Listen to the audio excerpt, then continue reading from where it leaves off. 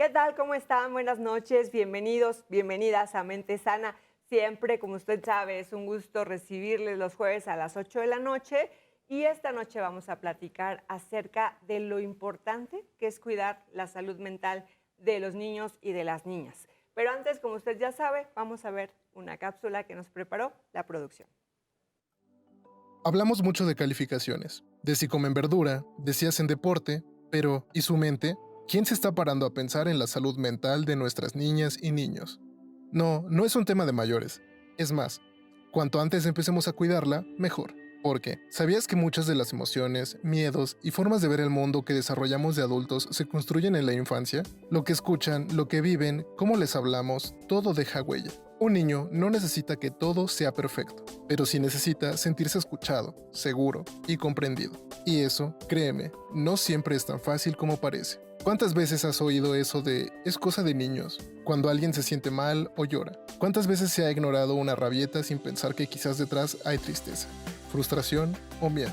No se trata de consentir, se trata de conectar, de saber qué sienten, por qué reaccionan así y cómo podemos acompañarlos sin juzgar. Porque sí, también se puede tener ansiedad con 6 años. También se puede sentir soledad en el colegio. También se puede vivir un duelo o una ruptura emocional siendo niño pequeño. Y no, no lo superan solos. Necesitan ayuda. Y sobre todo, necesitan adultos que no minimicen lo que sienten. ¿Y qué podemos hacer? Mira, no hace falta ser psicólogo para empezar. Escúchales de verdad, sin el teléfono en la mano. Nómbrales las emociones. Veo que estás triste. Parece que hoy estás nervioso. Valida lo que sienten, aunque no lo entiendas del todo. Pregunta cómo están, no solo qué han hecho. Y si hace falta, pide ayuda a profesionales sin miedo ni vergüenza.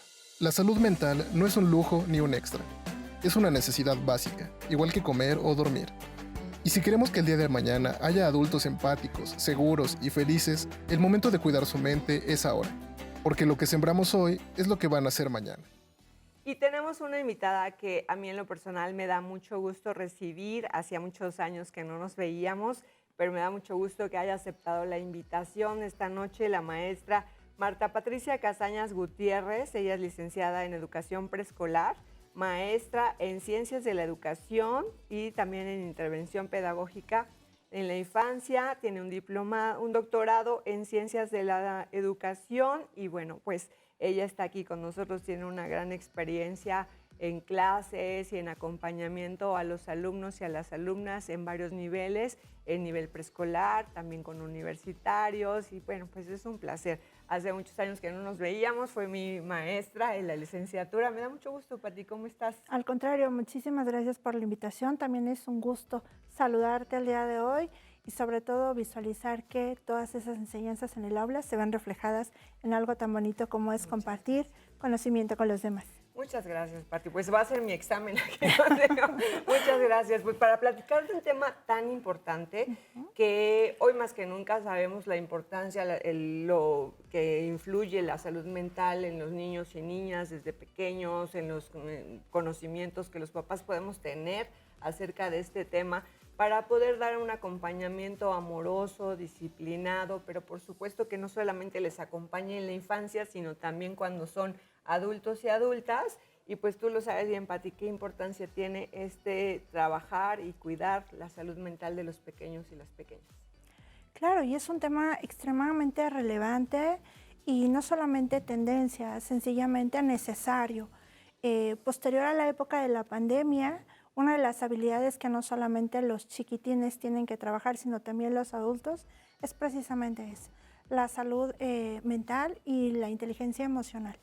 Porque las relaciones pues fueron transformadas, por supuesto, y actualmente generan un reto muy importante, tanto para las familias como para los educadores. Constantemente escuchamos quejas, los chicos no tienen límites, el estilo de creencia es diferente. Sin embargo, hemos perdido de vista que como educadores, pues la responsabilidad es 100% de nosotros en el aula. Y el trabajo con ellos pues se vuelve cada vez, no complicado, sino se vuelve cada vez diferente, porque tendríamos que empezar por la salud mental y la inteligencia emocional de los docentes, que se ven en algún momento involucrados o inmersos en un ambiente de recursos y actividades administrativas que dejan a un lado un tanto cuento lo más relevante que es el trabajo con los chicos. Entonces, bueno, pues yo creo que es un tema fundamental de trabajar. Sí, y que este trabajo de cuidar la salud mental de los niños y las niñas, pues obviamente empieza en dos áreas muy importantes donde ellos se mueven durante su infancia, que es la familia y la escuela.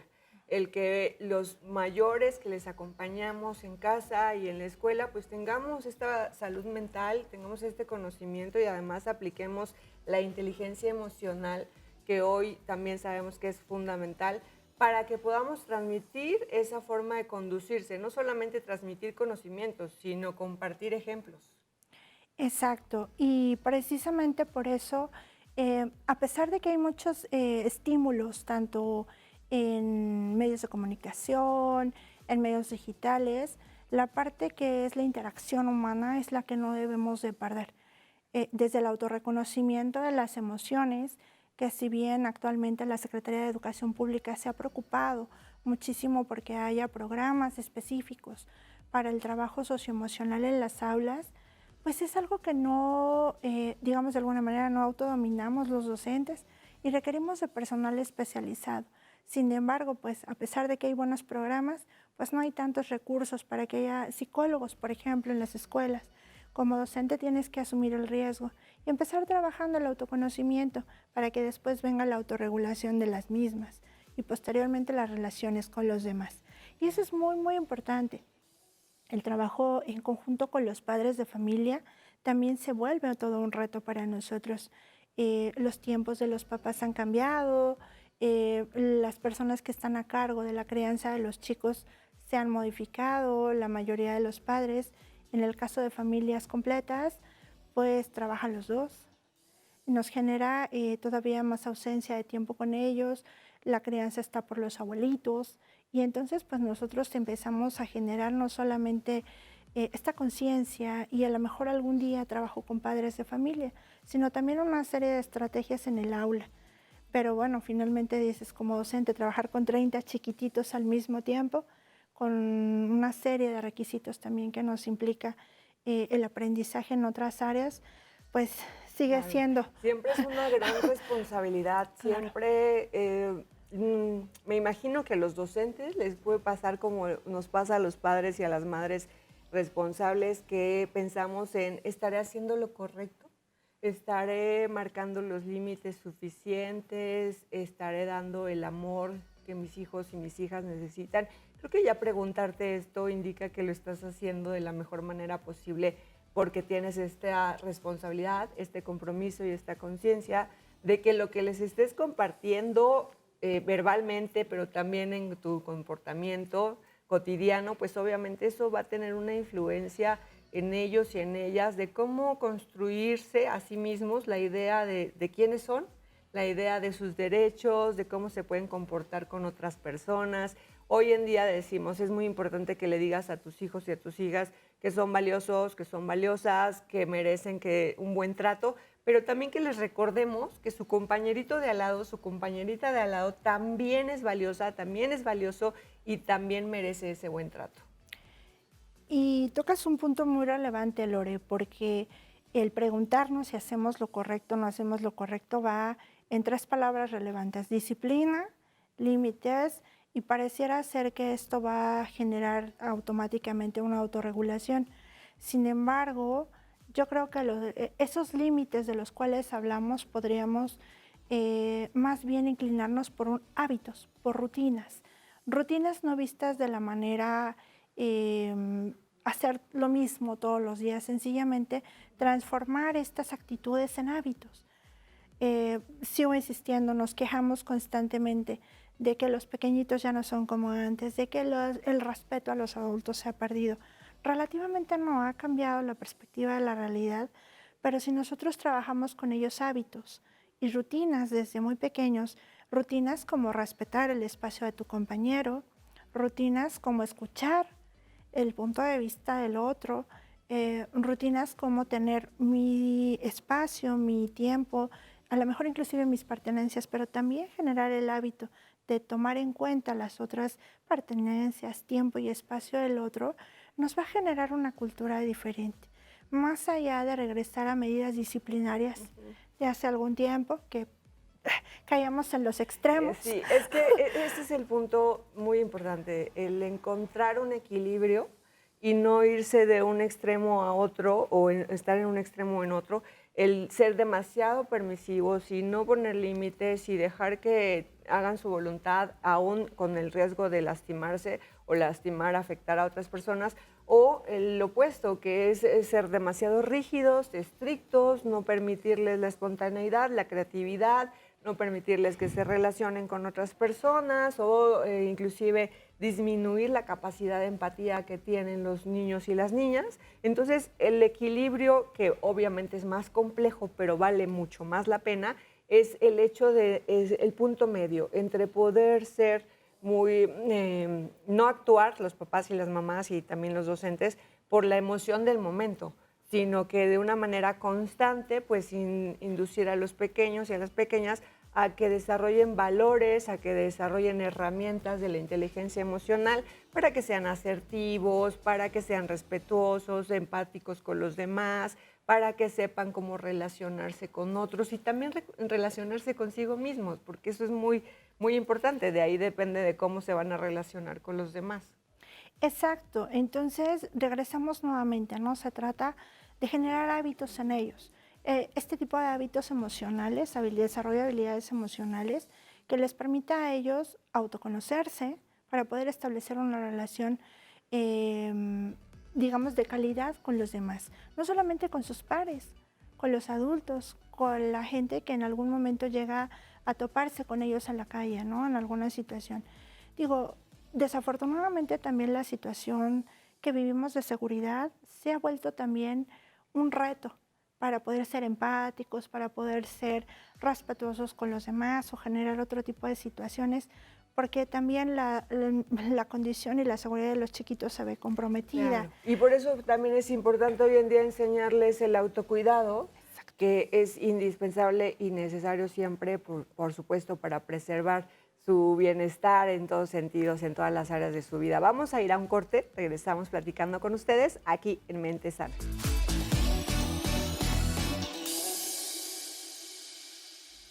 Continuamos platicando con ustedes. Recuerden que tenemos nuestras retransmisiones los domingos a las 3:30 y los miércoles a las 12:30 y que también pueden encontrar los episodios de Mente Sana en el canal de YouTube de Radio y Televisión de Hidalgo.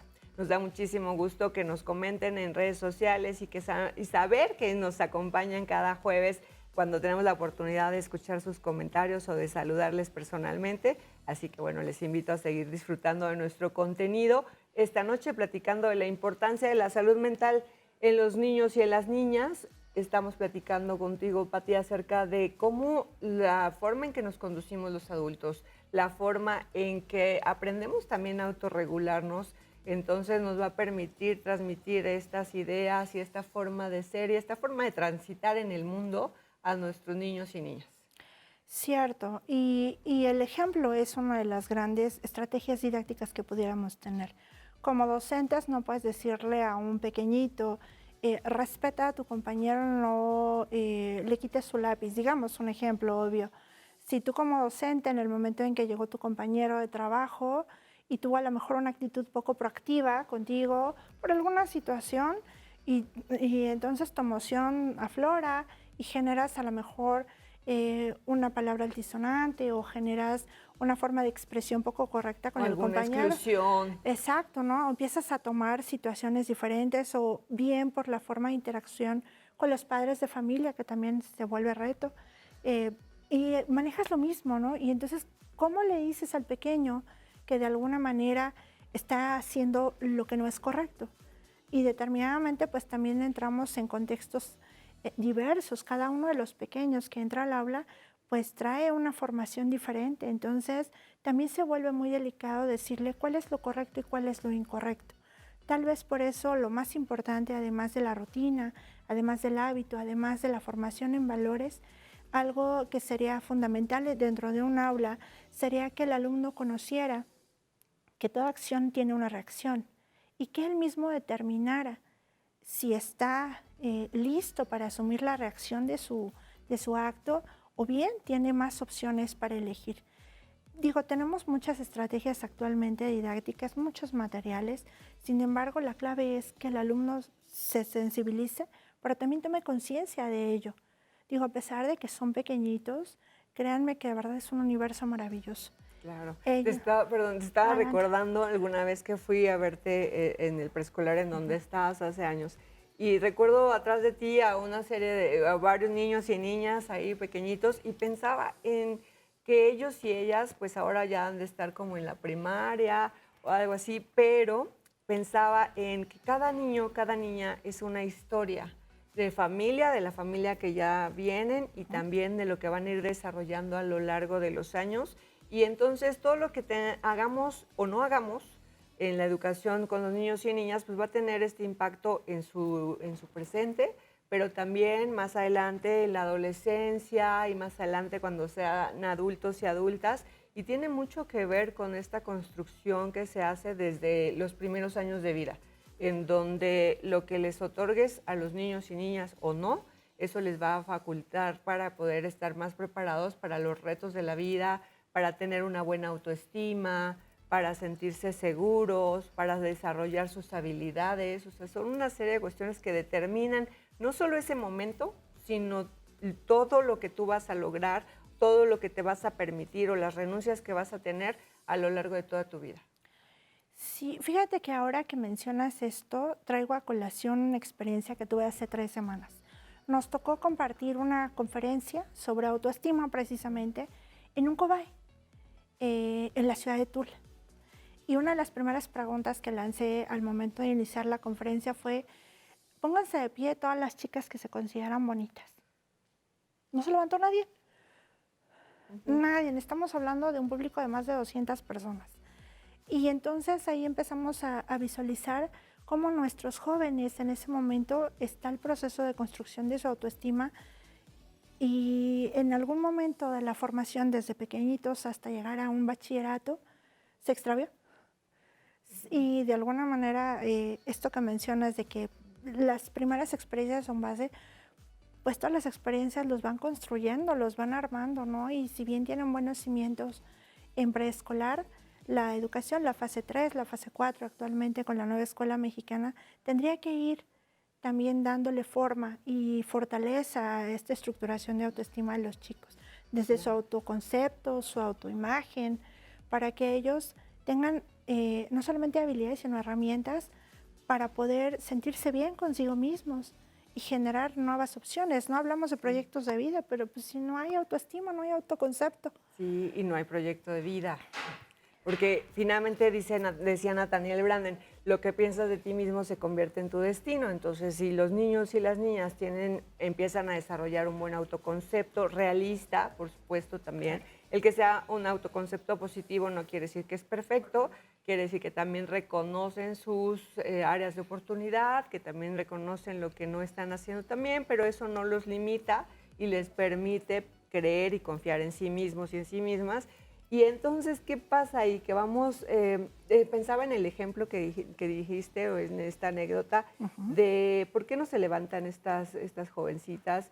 Quizá a veces no te levantas porque a lo mejor algunas o muchas sí piensan que son bonitas, pero es la pena de si yo me levanto, ¿qué van a pensar los demás de mí? Si yo me levanto, van a pensar que me creo más que los demás. O sea, entonces empiezan una serie de creencias que, como siempre, a lo largo de toda nuestra vida nos determinan. Y aquellas creencias que tenemos en nuestra mente, pues hacen que actuemos de tal o cual manera.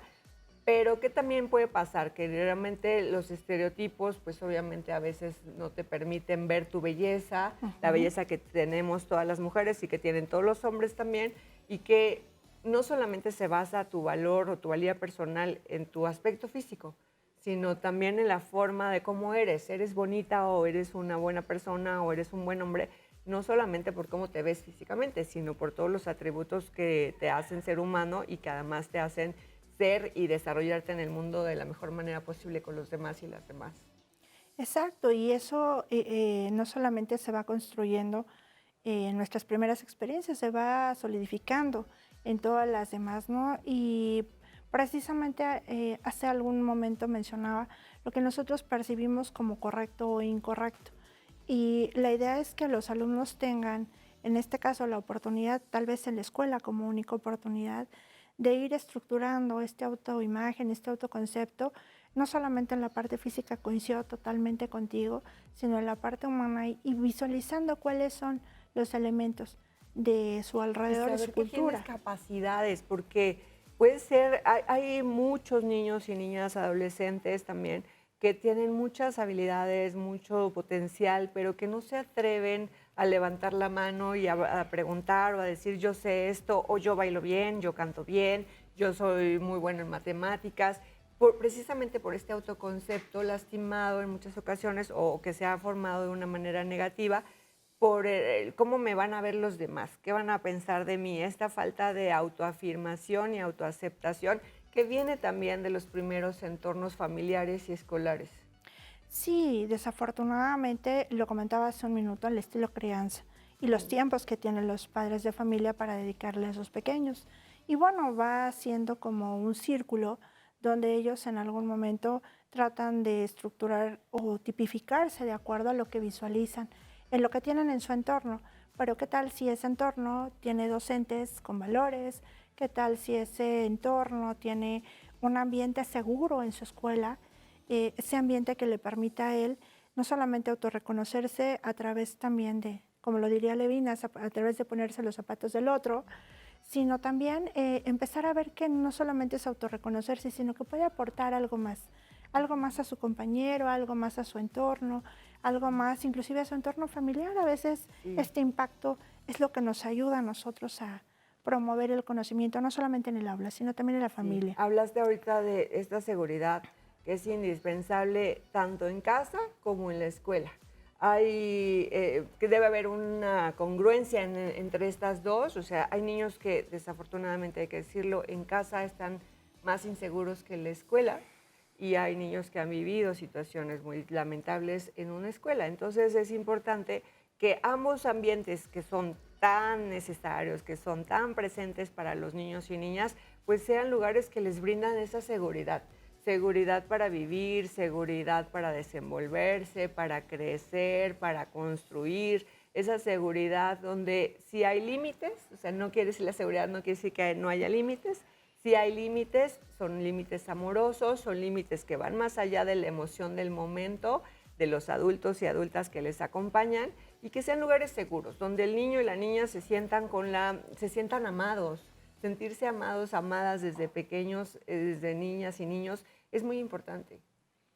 Claro, y digo, regresamos al escenario educativo y vemos también la importancia de que los docentes, que son aquellos que van a generar estos ambientes, también se sientan amados y se sientan bien en su espacio como escuela, y entonces visualizamos que el reto se vuelve grande. Necesitamos un aula segura y propia para la convivencia, pero también necesitamos escuelas seguras y aptas para la convivencia, y necesitamos una cultura de respeto e integración con los demás. Y el papel del juego, Pati. Sí. Qué importante es el papel del juego en los niños y las niñas.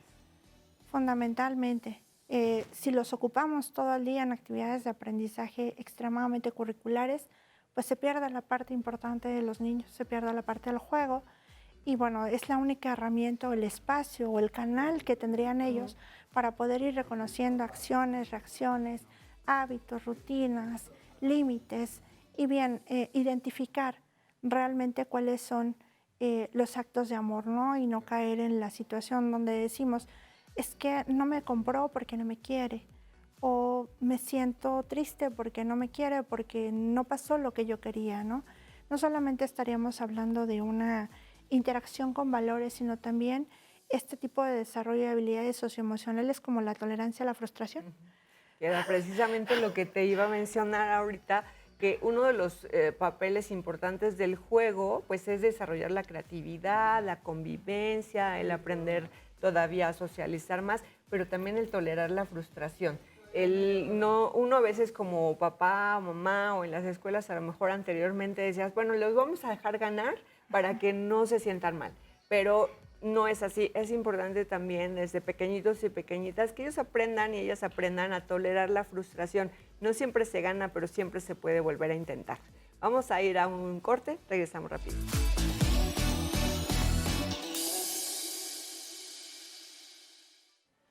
Estamos de vuelta y bueno, me estaba acordando de una frase, pero no recuerdo ahora el autor, pero sí la quiero compartir porque esta frase me encanta. Dice, es más fácil criar niños sanos que reparar adultos rotos.